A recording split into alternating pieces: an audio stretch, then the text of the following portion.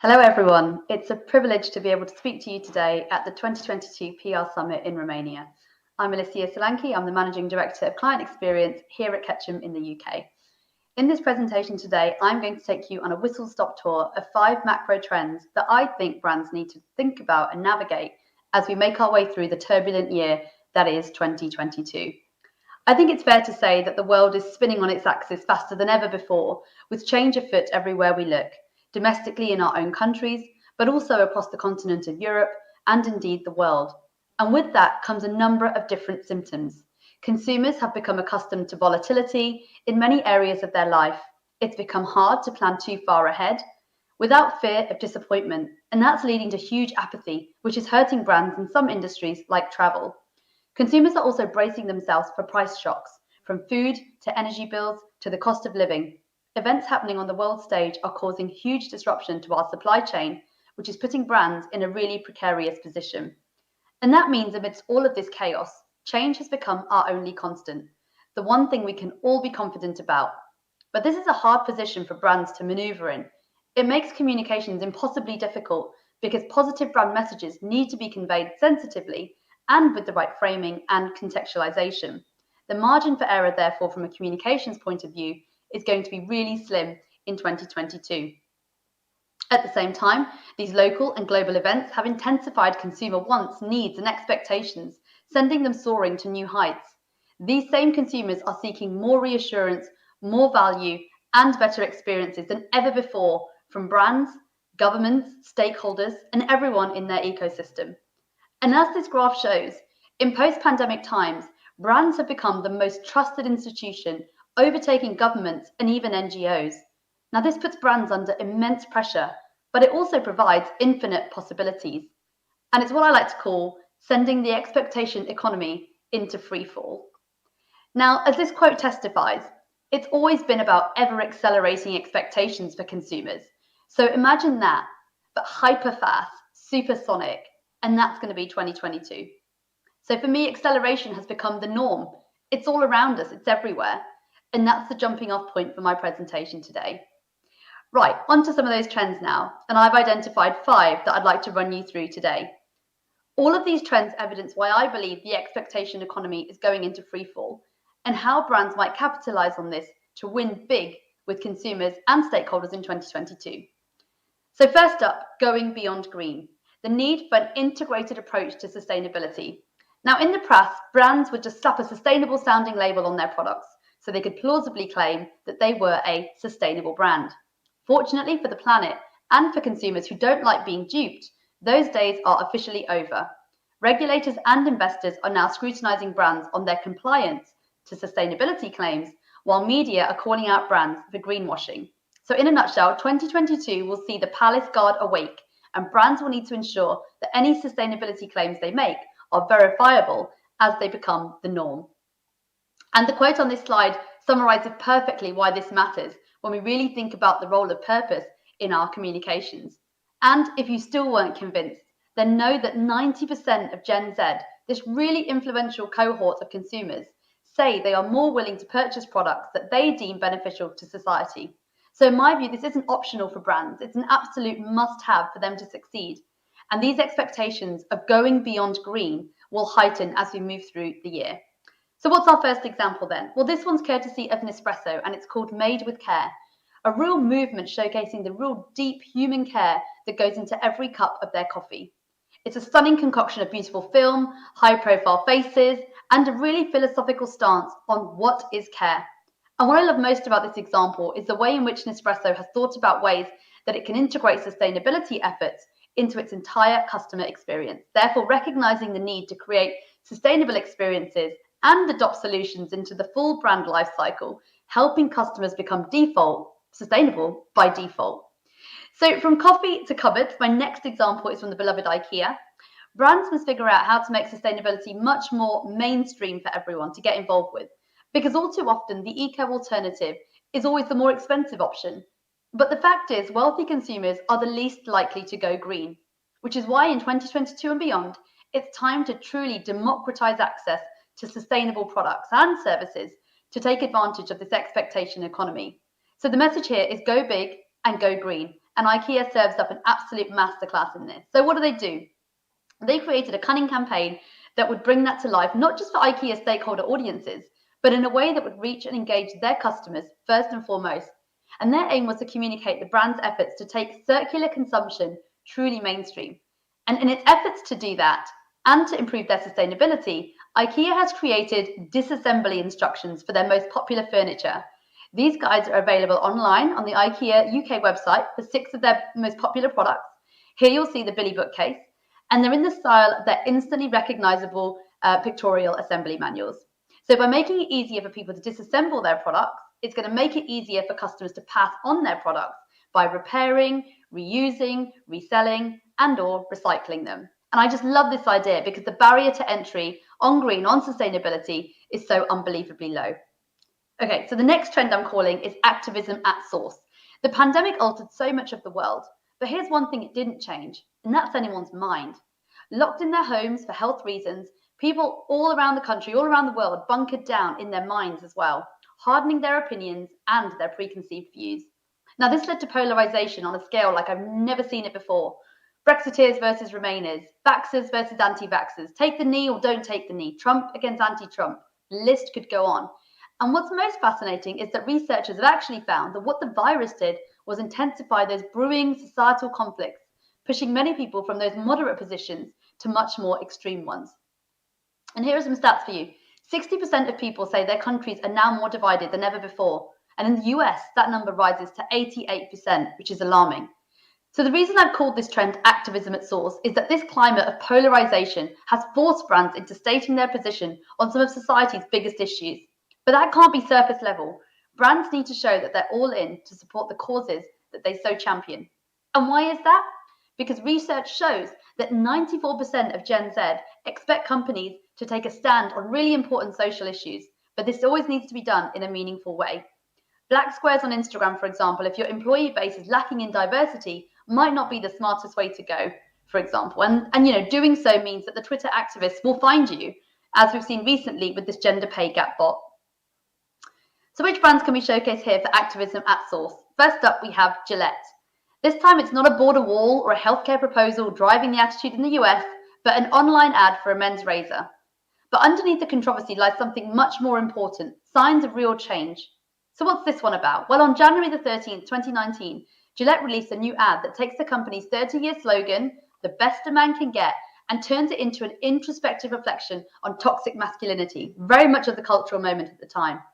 Now titled "We Believe," this nearly 2-minute video features a really diverse cast of boys getting bullied, of teens watching media representation of macho guys objectifying women, and of men looking into the mirror while news reports of #MeToo and toxic masculinity play in the background. And the voiceover asks, is this the best a man can get? The answer is obviously no. And the film shows how men can do better by actively pointing out toxic behavior, intervening when other men catcall or sexually harass, and helping to protect their children from bullies. The ad blew up. As of that Wednesday afternoon, it had more than 12 million views on YouTube, and #Gillette ad was trending on Twitter nationwide. Parents across Facebook shared the YouTube link in droves, many mentioning how the ad brought them to tears. Gillette took some shots for the bravery of this campaign, but their dogged determination to unpick and to restate a company slogan that they had had for decades shows what I mean by activism at source. And the brands that will succeed here are those willing to rewire and retool their businesses from the inside out. The next example I wanted to share with you, which many of you will be familiar with, is from Ben & Jerry's. And who said an ice cream brand can't take a stand on an important issue? Well, Ben & Jerry's has shown massive support and solidarity for causes that they strongly believe in, including the Black Lives Matter movement. They've been supporting this movement since before today's tidal wave of brands demonstrating their solidarity. They were there from the beginning. Their creative and business model has always informed consumers that their consumer dollars, pounds or euros go to supporting the numerous organizations around the world and the causes that they strongly support.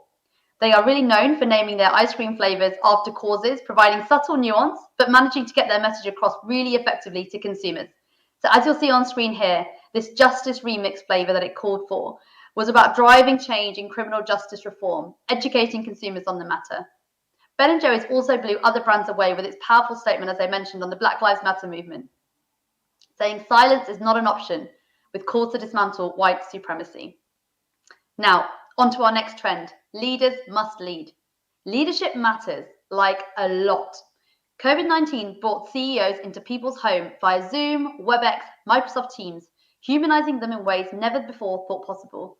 Employees and stakeholders have come to expect transparency without the pomp and the circumstance of formal attire, suits, or strict agendas.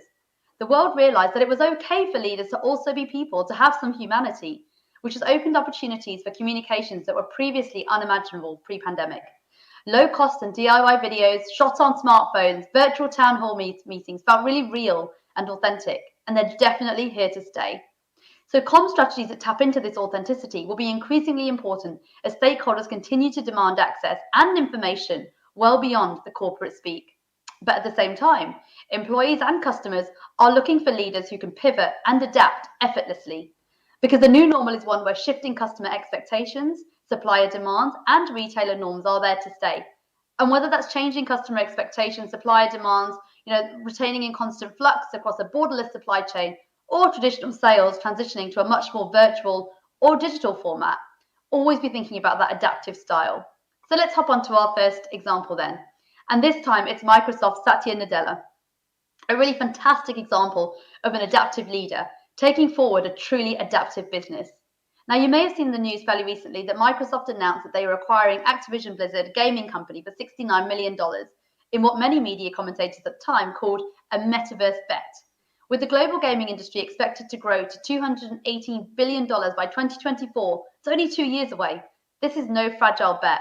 What it shows to me is how Microsoft, and most importantly its CEO Satya Nadella, is being adaptive in the face of massive disruption and huge competition right in its back garden. But not only that, he's matched his style with his empathetic leadership qualities.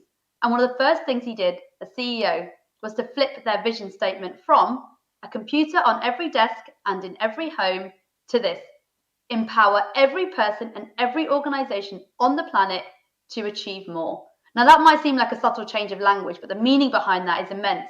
And it's a real great example of someone with that empathetic leadership qualities and adaptive leadership style, taking consumers, taking governments on that journey with him. So back to Activision for a moment. Nadella's been out on the front foot with this announcement at the time, really commenting in the first of a new series of monthly tech exchange interviews, as well as delivering those memorable sound bites, which often made it into earned media headlines. And we all know how hard that is to do as PR communicators. So remember this. Sometimes it's not about a CEO having all the answers. It's not about them, knowing the answer to everything out there. It's about them having a vision and then laying down that roadmap for change. And topics like gaming, sustainability, and the metaverse give CEOs an in to be able to lay down those bold visionary strategies in a really simple and compelling way. And as communicators, we can all play a role in adaptive businesses by shifting from static communications to much more engaging virtual experiences. Okay, so it wouldn't be a trends presentation if I didn't mention the word metaverse. So here's my penultimate trend: metaverse mindset. As the physical and digital worlds continue to converge, we're witnessing the next evolution of the internet. And whilst yesterday's web was dominated by websites and the social media's infinite thumb scrolling, the next iteration will be defined by virtual worlds, metaverses, and augmented digital physical realities. But hold up there. More than half of people have no idea what the metaverse actually is. 96% of people aged 25 to 54 say they don't plan to spend their cash in the virtual universe at all. So say what? Why should brands care? Why am I even showing you this as a trend?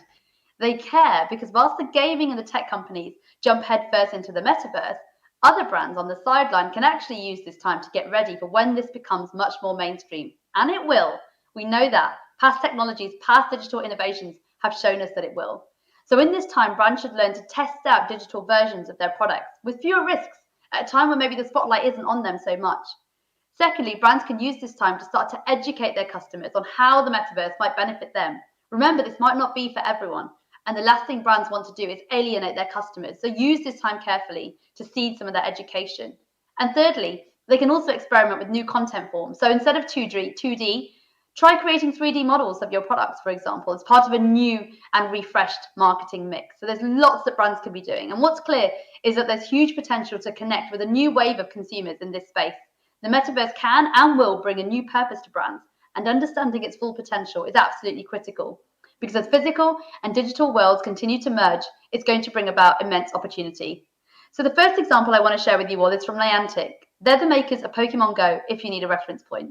And they recently communicated their metaverse pledge and their future vision beautifully. They created a 2-minute film called Meet You Out There. It follows a group of people as they wake up inside grey, drab homes, but they're lured outside by a vibrant AR extension of their favourite game, showing how seamlessly the metaverse can extend to the world we already live in. In addition to a global media rollout, the film was released with an ingress as an object players could obtain in physical locations relevant to the game. And Niantic also engaged gaming influencers to participate and share their experiences of finding the film. So it's a really great example of how they use video content to engage consumers in a fantasy world, all driven out through AR and the metaverse. It's a great example. Really, I encourage you to watch that video. The second example we have here is from Gucci.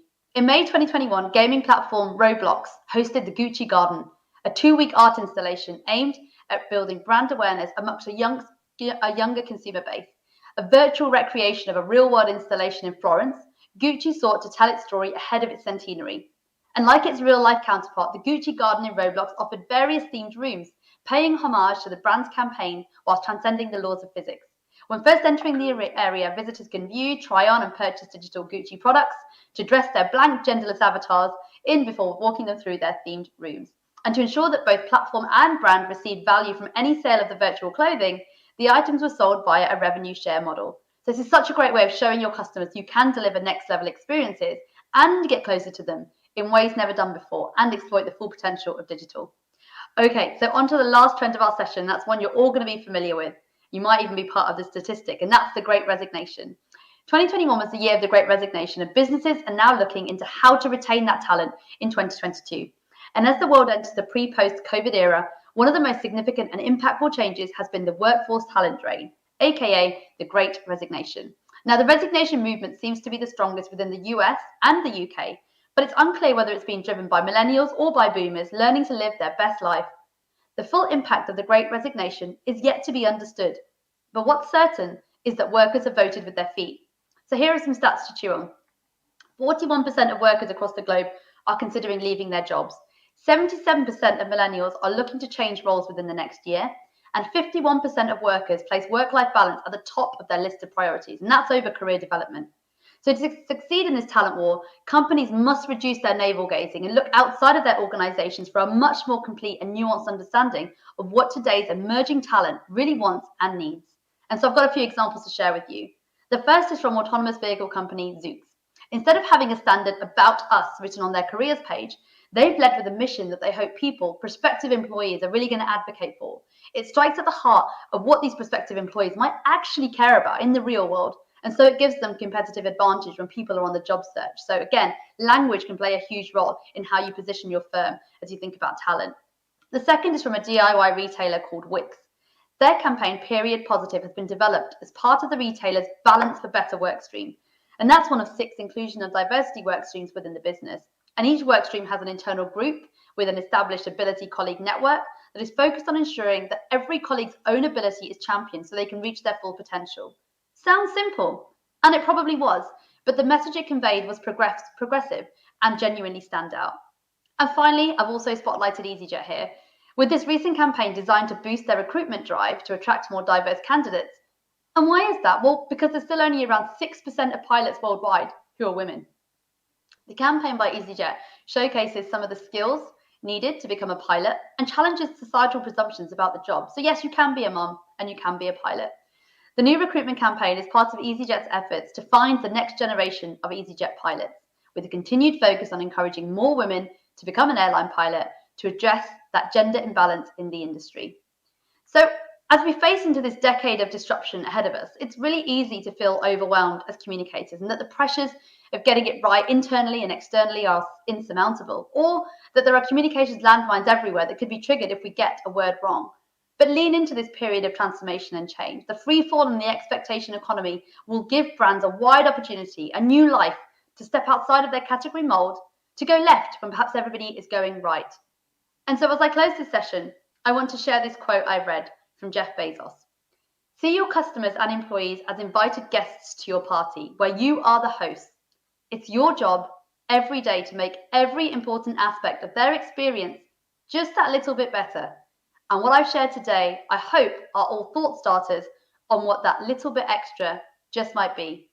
Thank you for listening. I hope you enjoy the rest of the summit.